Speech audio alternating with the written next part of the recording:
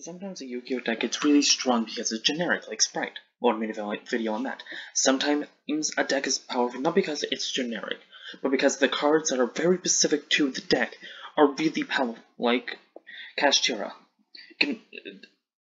Those effect cards don't really work with anything else. They stop you from summoning monsters, but just the effects alone are powerful enough to make an entire deck. And then you have decks like this that aren't strong, but they just have one card in there that you, every time you read, you're like, huh? Archetype is Magical Musket, or you might also hear it as Magical Musketeer. 7 monsters, 2 spells, 5 traps, and 1 link monster.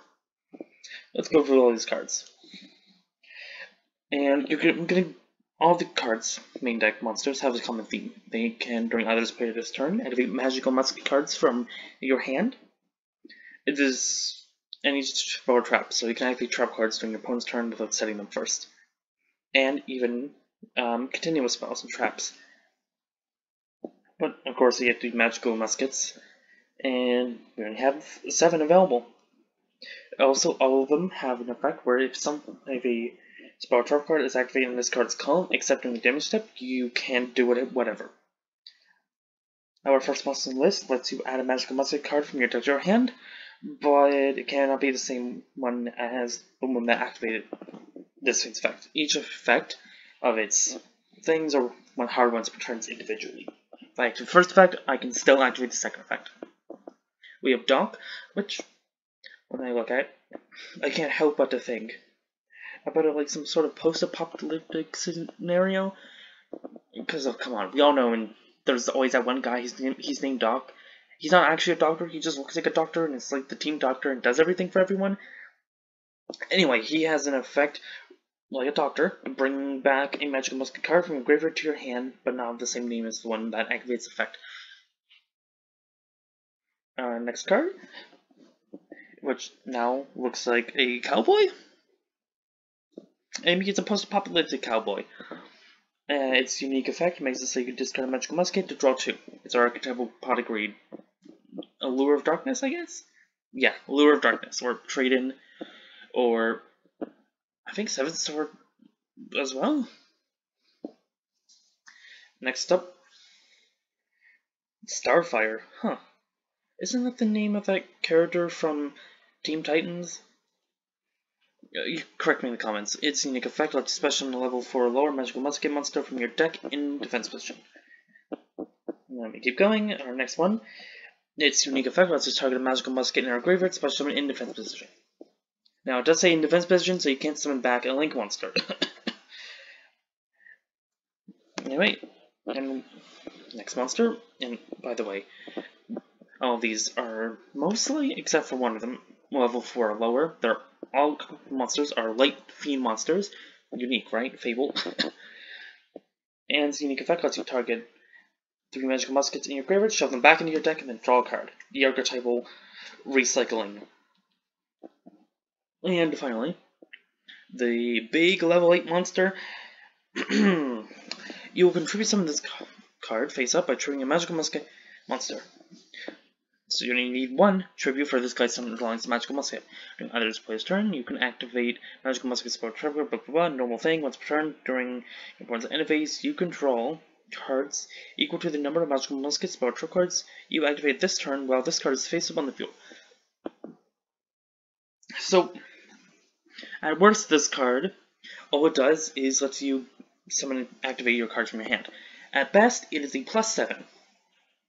Although you don't have to use the cards, but if you have all the other magical muskets, they're probably going to get you back cards, or maybe get you deeper into your deck, or just put cards back into your deck. You're probably going plus a lot with this. But this isn't the card that breaks the deck. We'll talk about that later. We're going to go into our spells and traps. We have one of our spells. Target a magical musket monster you control. Its attack and defense become double its original attack and defense to the end of the turn. You can't attack directly. The turn you activate this card, and all the magical muskets have an effect where you can only activate 1 copy of them per turn. That's why you can only get up to 7 with this guy. This card lets you just hit really hard.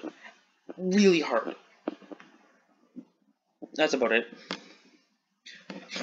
It would be even funnier if, let's say, you had your monster, went to attack, and your opponent just so happened to have a monster in their field, and that's what won you the game. Like, how bad that would feel.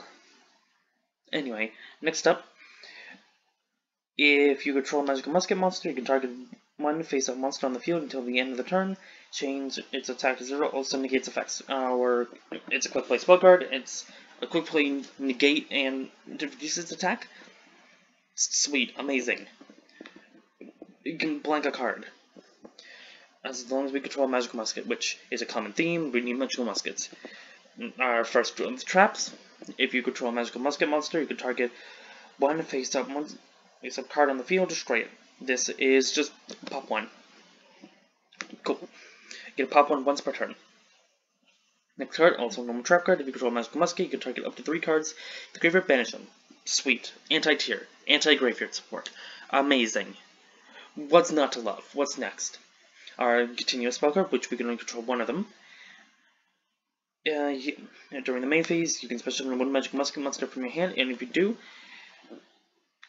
if your opponent's main monster zone in that monster's column is unoccupied, that column can't be used,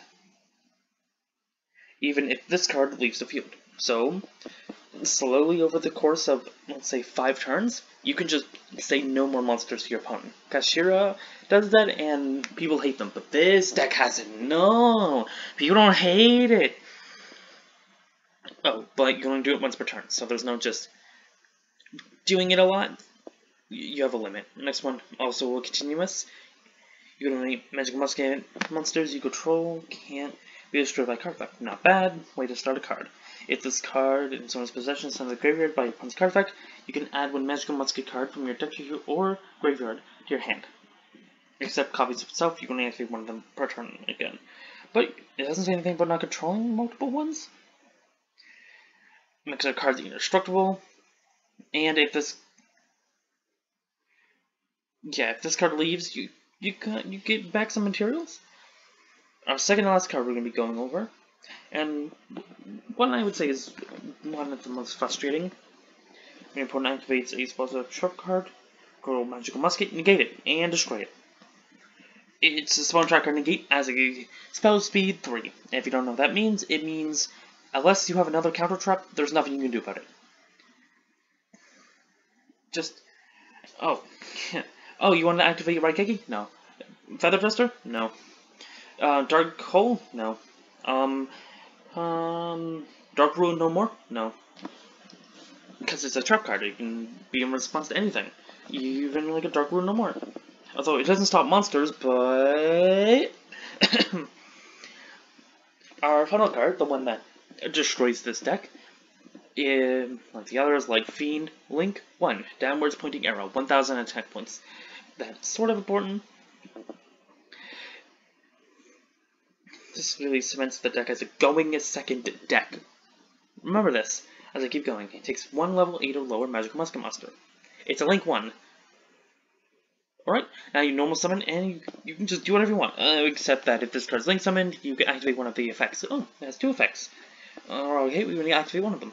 It has to be a Link summon, not special summon. So we only get about 3 of them, but if we just so happen to have a way to put them back in our extra deck. Anyway, lets us either add magical muskets spawn trap cards with different names from our deck to our hand up to the number of monsters our opponent controls! Yay! Or special magical muskets with different names from our deck up to the number of spawn trap cards our opponent controls. Yay! Going second. Yay! You can only activate this if I want to turn. As his turn, you can activate magical muskets from your hand. So you hear this, and it's you go, oh, so get rid of 1 monster, summon this out, that's a neutral card advantage, activate this effect, our opponent has 5 monsters, and now we're just 1+5. Great. Can you think of any other deck that can casually go +5? I know it's not that casual. It's not like our opponent's gonna have a full board, let me think. Kastura ends with a couple of monsters. So you might get 1 or 2. Sprite. maybe 2, 3. Labyrinth? You're probably 2. They're probably getting some during your turn anyway. Branded? I have no idea. Super Heavy Samurai? Why are we talking about it? Vanguard Souls? I think they only have like 2? If that, maybe? Because they're doing a lot of their summoning on your turn. What else? That's all I can really think of. Unless you're going to get some combo deck, it's not going to really get you the full 5. But if you're against Labyrinth, you get a...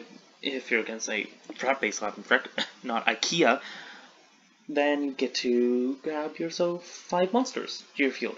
Cool. Now we have 6 materials. I wonder what 6 materials can be used for.